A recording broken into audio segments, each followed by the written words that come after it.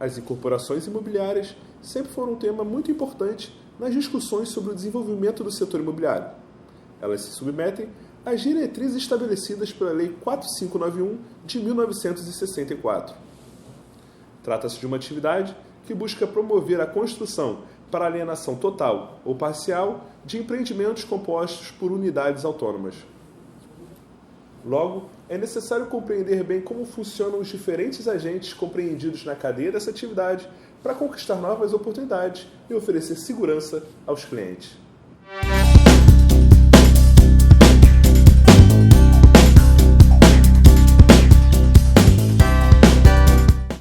Para abordar o tema, recebemos no programa de hoje o advogado e um dos maiores especialistas em incorporação imobiliária do país, Dr. Melim Chalub. Dr. Melim, obrigado pela presença. É uma honra recebê-lo aqui na TV Crescer Rio. Eu que agradeço, Caio. Eu que agradeço a oportunidade de me dirigir aos corretores do país, uma categoria com a qual eu tenho um excelente relacionamento. Eu que agradeço. Obrigado. Inicialmente, explica para a gente o que é incorporação imobiliária e quais as características da figura do incorporador. A incorporação imobiliária é uma atividade empresarial caracterizada pela venda de imóveis que integrarão conjuntos imobiliários em construção. Nós temos, então, na incorporação imobiliária, dois elementos básicos de caracterização. É a alienação de imóvel como coisa futura e a atividade da construção. Se conjugam nessa atividade, então, dois personagens, dois protagonistas, dois empresários. Um deles é o incorporador, que é o articulador de toda a operação, que envolve a construção também, mas envolve a alienação. De modo que a incorporação pode, eventualmente, ser exercida na sua integralidade por uma só empresa ou uma só pessoa, que pode até ser uma pessoa física, não importa, em que essa pessoa conjugue na sua atividade a venda e a construção, ou pode ser distribuída entre duas figuras. O incorporador, que é o vendedor das frações ideais de terreno, e o construtor, que a ele se articula como duas pessoas distintas. Integrando as duas atividades, se forma, então, o negócio da incorporação imobiliária. A figura do incorporador é extremamente relevante, é a figura central da incorporação. Como disse, ele pode ser o construtor ou não, mas é ele que é o responsável pela mobilização dos fatores de produção que levarão a cabo aquele empreendimento. E, portanto, ele é que se responsabiliza por todo o empreendimento. E é importante ter isso presente porque, ainda que haja algum problema relacionado à construção, a Lei 4591 prevê que o incorporador responde pelos prejuízos causados pela construção, podendo ajuizar ação posteriormente regressiva contra o construtor, se a ele couber a culpa. Dr. Melim, qual o papel do corretor de imóveis em uma incorporação imobiliária? É um papel fundamental, básico, na atividade da incorporação imobiliária, porque ele é que é o elo de ligação entre o incorporador e os futuros adquirentes. E ele tem um papel relevantíssimo porque, na maioria das vezes, ele está tratando com a realização do sonho das pessoas que pretendem adquirir a casa própria e que vão adquirir uma coisa ainda inexistente. E ele cabe ao corretor transmitir, infundir confiança no pretenso adquirente, no pretendente à aquisição, transmitindo a ele toda a realidade do empreendimento, com toda a transparência possível, né, dentro do princípio da boa-fé objetiva, que exige que nas tratativas dos negócios, e aí o corretor representa o incorporador, representando o incorporador, transmitir ao adquirente ou ao pretendente à aquisição todas as informações relevantes sobre a caracterização do imóvel, o preço, os reajustes, né, que incidirão sobre o preço, sobre as prestações mensais, todas as informações necessárias para que o pretendente forme um juízo consistente sobre aquela aquisição, que, de um modo geral, é a aquisição de preço mais elevado da vida, da média das pessoas, e é uma aquisição que corresponde à realização de um sonho das pessoas, de um modo geral. Vamos agora à pergunta do corretor de imóveis. Professor, explica para a gente o que é patrimônio de afetação. Sim, o patrimônio de afetação, como nós sabemos, a incorporação imobiliária conforma-se como um conjunto de direitos e obrigações relacionados à produção de um determinado empreendimento. O memorial de incorporação é o ato que caracteriza o empreendimento, é o ato no qual o empreendimento é descrito, caracterizado, no qual as frações ideais do terreno são definidas, são discriminadas. Por esse memorial de incorporação se criam novos direitos de propriedade. Uma vez registrado o memorial de incorporação, estão criados direitos de propriedade sobre as frações ideais de terreno. E é em razão do registro que o incorporador poderá alienar essas frações ideais e contratar a construção. O patrimônio de afetação vem a ser um mecanismo de proteção do grupo de credores relacionado, vinculado àquela incorporação, com prioridade para os adquirentes das unidades que integram o empreendimento. Esse grupo de credores é formado, como nós sabemos, não somente pelos adquirentes, mas também pelos trabalhadores, pelos bancos, pelo banco financiador e por todo e qualquer fornecedor que tenha vendido materiais ou serviços para aquele empreendimento. Na medida em que se separa aquele patrimônio, a lei considera aquele conjunto de direitos e obrigações incomunicável em relação ao patrimônio geral da empresa incorporadora ou mesmo do incorporador pessoa física.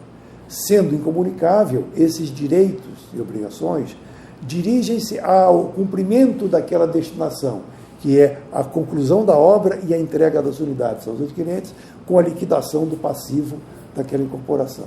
Então, há um conjunto de bens e direitos relacionados a cada obra separadamente de um incorporador e as receitas oriundas das vendas das unidades, assim como os recursos provenientes do financiamento para a construção, submete-se a um regime de incomunicabilidade e de vinculação de receitas, pelo qual esse produto é todo aplicado prioritariamente na construção e na liquidação daquele passivo. Só depois de liquidado esse passivo é que o saldo remanescente que houver pode ser reincorporado ao patrimônio do incorporador. Então, há na realidade, em cada incorporação sob regime de afetação, dois patrimônios. O patrimônio geral, que é o patrimônio do incorporador, e o patrimônio especial de afetação. É um núcleo patrimonial que fica separado dentro do patrimônio do incorporador com aquela destinação específica de construir e entregar as unidades. A decretação de falência ou insolvência civil do incorporador produzirá efeito em relação ao patrimônio afetado? Não. Tanto a falência como a recuperação judicial ou qualquer outra situação de crise do incorporador ou da empresa incorporadora não atinge os patrimônios de afetação. E por quê? Porque a lei define o patrimônio de afetação como um conjunto de direitos incomunicável em relação à falência, ao patrimônio geral do incorporador e à falência ou recuperação de empresa do incorporador. Sendo incomunicável, a própria lei dispõe de maneira específica em relação à falência. No caso de falência, que é o caso mais grave do que a recuperação, no caso de falência, a lei dispõe que o patrimônio de afetação não se comunica e não é atingido pelos efeitos da falência. A lei dispõe que o juiz ou a comissão de representantes, uma vez decretada a falência, nos 60 dias subsequentes, convocará uma Assembleia Geral dos Adquirentes para deliberar sobre a continuação da incorporação ou a liquidação do patrimônio de afetação. O procedimento se dá mediante a constituição de um condomínio, o condomínio da construção, está previsto isso logo no parágrafo 1º do artigo 31F da Lei 4.591.